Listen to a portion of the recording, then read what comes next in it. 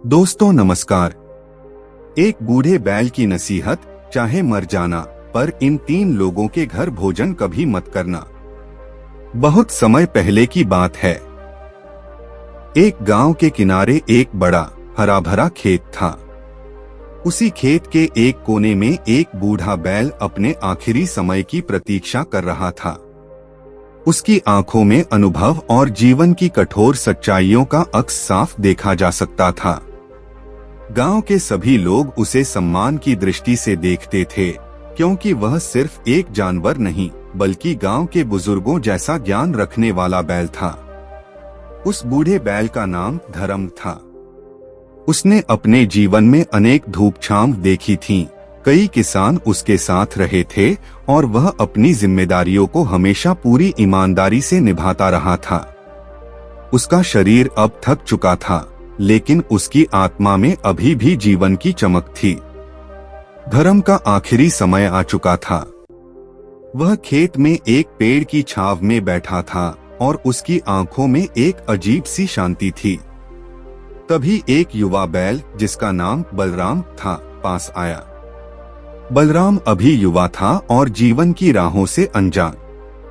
उसने धर्म के पास बैठकर कहा, धर्म भाई, मैंने सुना है कि आप बहुत ज्ञानी हो। आप जीवन के हर पहलू को जानते हो। क्या आप मुझे कुछ ऐसा बता सकते हो जो मेरे जीवन को सही दिशा दिखा सके? धर्म ने बलराम की ओर देखा और हल्की मुस्कान दी। उसने धीमे स्वर में कहा, बेटा, जीवन में अनुभव सबसे बड़ा शिक्षक है। मैं तुम्हें एक महत्वपूर्ण बात बताऊंगा, जिसे ध्यान में रखोगे तो जीवन भर सुखी रहोगे। चाहे मर जाना पर इन 3 प्रकार के लोगों के घर कभी भोजन मत करना। बलराम हैरान हो गया और बोला, धर्म भाई, ऐसा क्यों? कौन है ये 3 प्रकार के लोग और उनके घर भोजन क्यों नहीं करना चाहिए?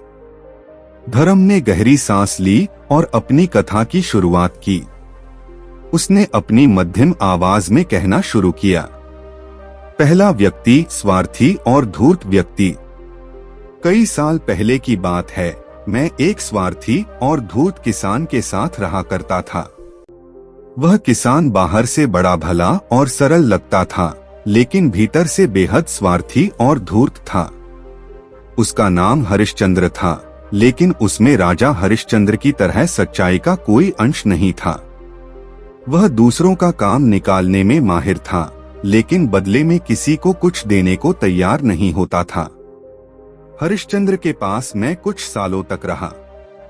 जब मैं युवा था, उसने मुझसे खूब काम लिया। दिन रात बिना रुके मैं उसके खेतों में हल जोतता, पानी भरता और उसकी फसलों की देखभाल करता। लेकिन जब मैं बूढ़ा होने लगा और मेरी ताकत घटने लगी, तो उसने मुझे बिना किसी खेत के घर से निकाल दिया। उस दिन मुझे एहसास हुआ कि स्वार्थी और धूर्त व्यक्ति के घर में कभी भोजन नहीं करना चाहिए। ऐसे लोग जब तक आपसे काम निकलता है तब तक आपको महत्व देते हैं, लेकिन जैसे ही आपकी उपयोगिता समाप्त हो जाती है, वे आपको छोड़ देते हैं।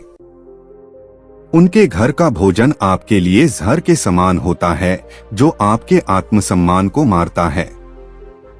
बलराम ने धर्म की बातों को ध्यान से सुना और सिर हिलाते हुए कहा, आप ठीक कहते हो धर्म भाई। ऐसे स्वार्थी लोगों से दूर रहना ही अच्छा है। दूसरा व्यक्ति, लोभी और लालची व्यक्ति। इसके बाद धर्म ने दूसरी कथा शुरू की। उसने कहा, दूसरे प्रकार के व्यक्ति हैं लोभी और लालची। इनके घर भोजन करने से बचना चाहिए। धर्म ने अपनी एक और पुरानी याद ताजा की। उसने बताया कि एक बार वह एक ऐसे किसान के साथ रहा जो बेहद लोभी और लालची था। उसका नाम रामदीन था। रामदीन के पास बहुत संपत्ति थी, लेकिन वह हमेशा और अधिक पाने की चाहत में रहता था। उसे कभी संतोष नहीं होता था।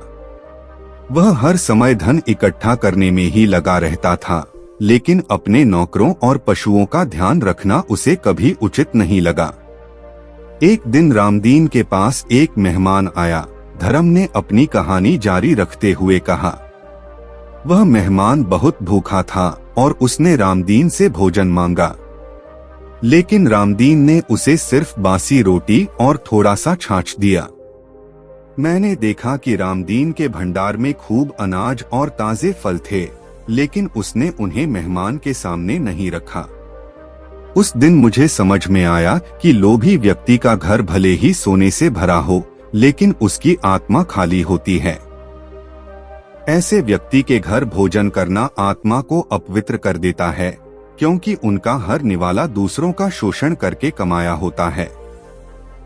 बलराम ने ध्यान से सुना और कहा, ऐसे लोग तो अपने धन के पीछे ही पागल होते हैं, वे दूसरों के दुख और कष्ट को कभी नहीं समझते।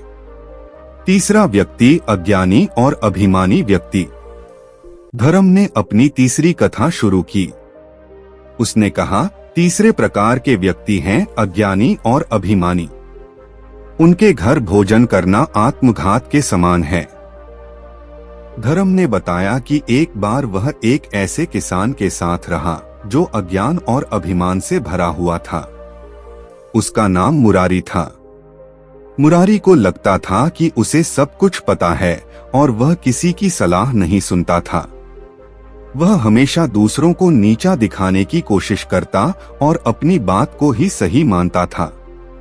मुरारी के पास एक बार एक अनुभवी बुजुर्ग आया। धर्म ने बताया, उसने मुरारी को कुछ सलाह देने की कोशिश की, लेकिन मुरारी ने उसकी बातों का मजाक उड़ाया और उसे बेइज्जत करके घर से बाहर निकाल दिया। उस दिन मुझे एहसास हुआ कि अज्ञानी और अभिमानी व्यक्ति के घर भोजन करना आत्मा के लिए सबसे बड़ा अपमान है। ऐसे लोग अपने अज्ञान और अभिमान के कारण दूसरों का सम्मान नहीं करते और उनके साथ रहकर कोई भी व्यक्ति सिर्फ दुख ही पाएगा। बलराम ने सिर झुकाकर धर्म की बातों को समझा। उसने कहा, धर्म भाई, आपकी ये बातें सचमुच बहुत महत्वपूर्ण हैं। अब मैं जान गया हूँ कि किन लोगों के घर भोजन नहीं करना चाहिए। धर्म की अंतिम सीख।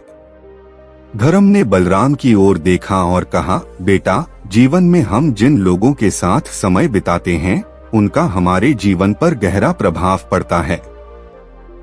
इसलिए यह जरूरी है कि हम अच्छे लोगों के साथ रहें, जो हमें आदर, प्रेम और सम्मान देते हैं। अगर तुम स्वार्थी, लोभी या अभिमानी लोगों के साथ रहोगे, तो उनका असर तुम्हारी आत्मा पर पड़ेगा। उनके घर का भोजन तुम्हारे मन और शरीर को अपवित्र कर देगा। धर्म ने अपनी आंखें बंद कर लीं और एक गहरी सांस ली। बलराम ने उसके पास जाकर उसे प्रणाम किया और उसकी दी गई सीख को अपने जीवन में उतारने का वादा किया। धर्म ने अपनी आखिरी सांस लेते हुए कहा, याद रखना, चाहे मर जाना, पर इन 3 प्रकार के लोगों के घर कभी भोजन मत करना। उसके बाद धर्म शांति से इस संसार से विदा हो गया। बलराम ने धर्म की बातों को हमेशा के लिए अपने दिल में बसा लिया। वह जान गया कि जीवन में किस प्रकार के लोगों से दूर रहना चाहिए और किसके साथ अपना जीवन बिताना चाहिए। उसने धर्म की नसीहत को कभी नहीं भुलाया और हमेशा आदर, प्रेम और सच्चाई के साथ जीवन जीने की कोशिश की। इस प्रकार धर्म की इस अंतिम सीख ने न केवल बलराम का जीवन बदला, बल्कि गांव के और भी कई लोगों ने उसकी बातों से प्रेरणा ली और अपने जीवन में उन सच्चाइयों को अपनाया।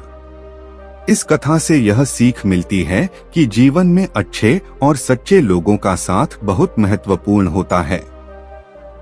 चाहे कितनी भी कठिनाइयां क्यों न आएं, हमें स्वार्थी, लोभी और अभिमानी लोगों से दूर रहकर अपने आत्मसम्मान की रक्षा करनी चाहिए।